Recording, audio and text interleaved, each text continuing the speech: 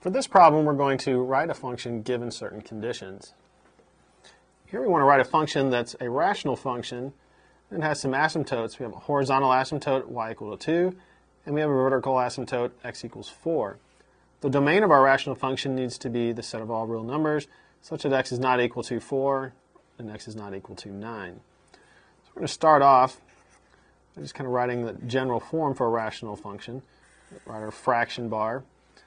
Because the domain excludes 4 and 9, we know we need a factor of x minus 4 in the denominator and a factor of x minus 9.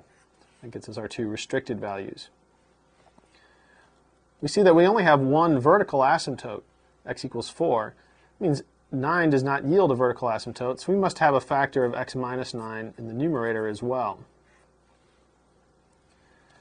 We have a horizontal asymptote of 2. Since this is not 0 and it is a horizontal asymptote, that means the degree of the numerator and denominator need to be the same, and the ratio of the leading coefficients needs to be 2. We can put in a general factor, x minus a. That'll get us a degree 2 in the numerator, and right now the ratio of the leading coefficients is 1.